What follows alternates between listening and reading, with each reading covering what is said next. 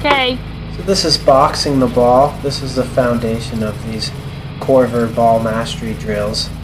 When you do this, you want to keep the ball inside the feet and just knock it back and forth, getting just below the midline on the ball with your foot. And you can do it side to side, forward, backward. Challenge yourself to not look at the ball as you're doing it, and also try to remember to move your arms as if you were running.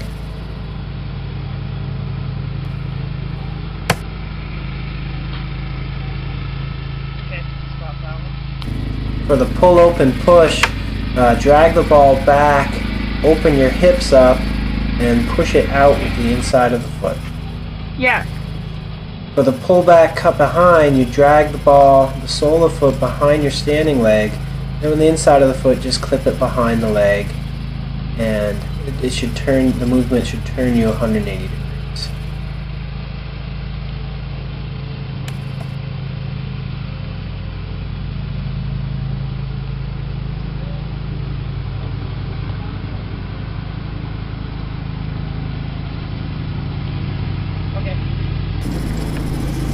Yep.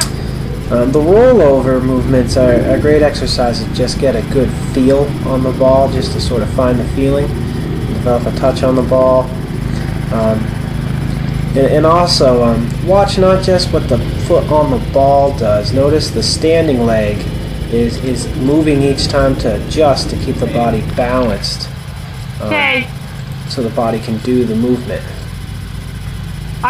This is an important aspect to learning a lot of these movements something different. For soccer. To do the move correctly and to stay balanced and be strong, you have to adjust the body, not just the ball.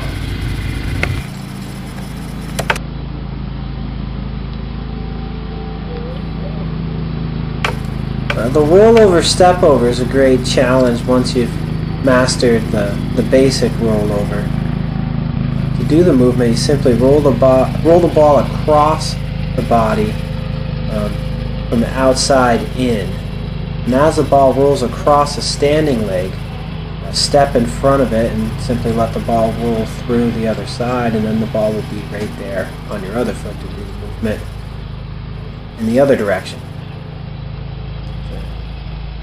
Good movement for just finding the feeling on the ball, and also good for developing coordination. Okay. With the cut across exit, you're doing just that, the inside of the foot, cutting it across, and then with a bigger, more explosive touch, the outside of the other foot, exiting the move. When you're doing these movements, they're somewhat rhythmic. Go slow at first, try to find the feeling, and then try to be faster, more dynamic in how you explode off of that exit touch. Okay. This is a similar movement, just with a scissors movement before the exit touch. And as you're doing it, kind of just imagine you're facing up a defender and trying to really sell the move and explode off that exit touch.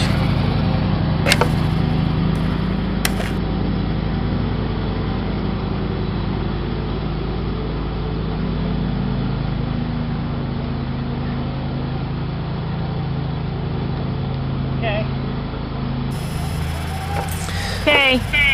Juggling's a great way to develop a good touch on the ball, get a good feel for the ball.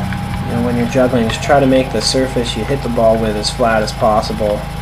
With your foot on the follow through, you want to keep that toe pointed down. You're hitting it well if the ball's not spinning while you're juggling. You can challenge yourself, try to get as many consecutive touches as you can, and just beat your individual record.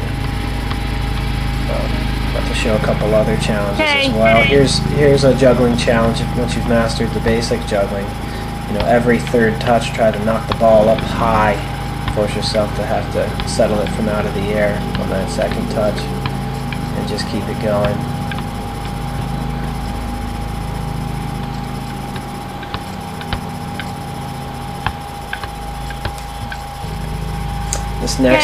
This is another juggling challenge.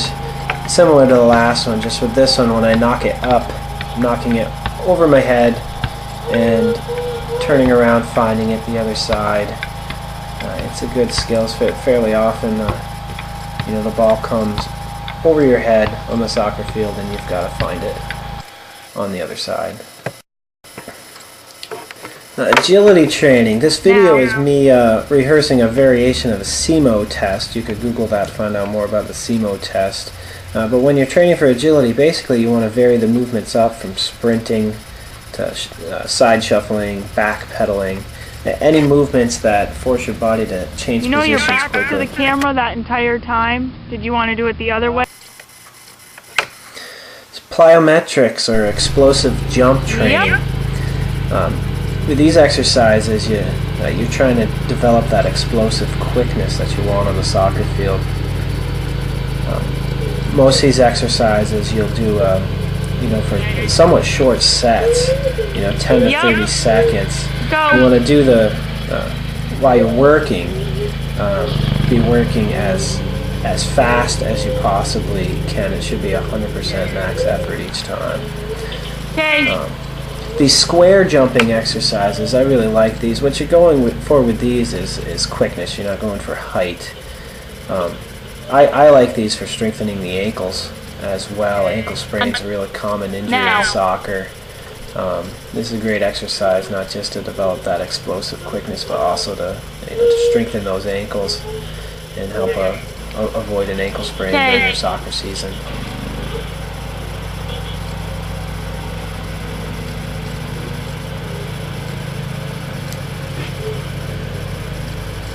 And for balance as well.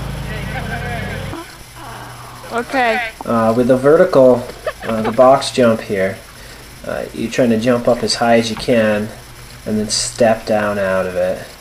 And again, I work for about 20 seconds in this demonstration just so you have some time to look at it, but this is an exercise you may only do for about 10 seconds. And once you can't do a max effort, it's really not worthwhile to do. Make sure with this one you're stepping down out of it for safety so you don't hurt an ACL. Okay.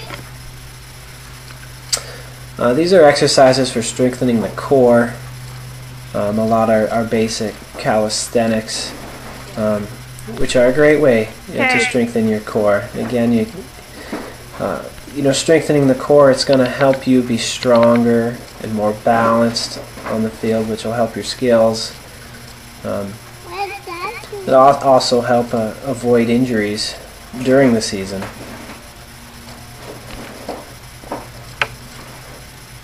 A lot of these exercises I'm doing with a ball between my feet, but you could certainly do them without a ball if you don't have a ball available. Yep. These leg lifts exercises too. Also, if you have a partner with you, you could also have a partner throw your legs down for you. Okay. Or have them. You could have with a partner with this one, have them throw your legs down towards the side as well. You'd want to warm up well gradually, slowly before you did that exercise. But for more of a challenge, if you're working with a partner, that's another way to do them.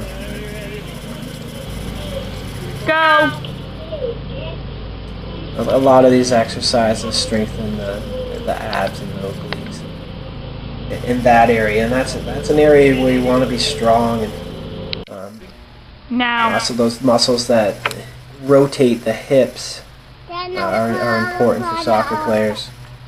Is that all you're doing? Oh, okay. This is an isometric exercise. You basically just hold the position. Okay. And the longer you can hold it, the better. Unlike plyometrics, these are exercises where you want to do them for, you know, longer durations. Longer durations is better. You'll get more benefit for them the longer you can do them. When you do these back leg raises at the top of the rep, hold it for at least 1 full second. What they can do if they have nothing but themselves and a ball. More of an isometric exercise.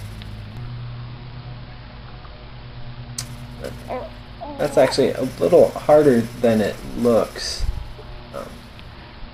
Again, I'm strengthening the muscles on the lateral side of the hip. I had an idea. I'll put my cup on the glass. Okay.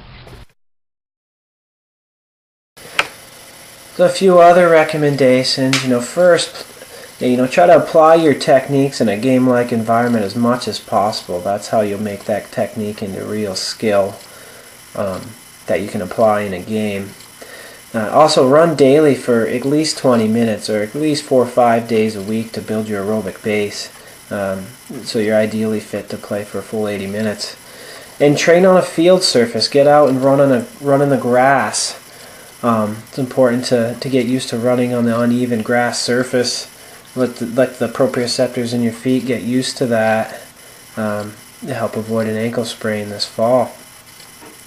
Well, I hope this was helpful. I look forward to seeing you August 22nd. And good luck. Enjoy the rest of your summer.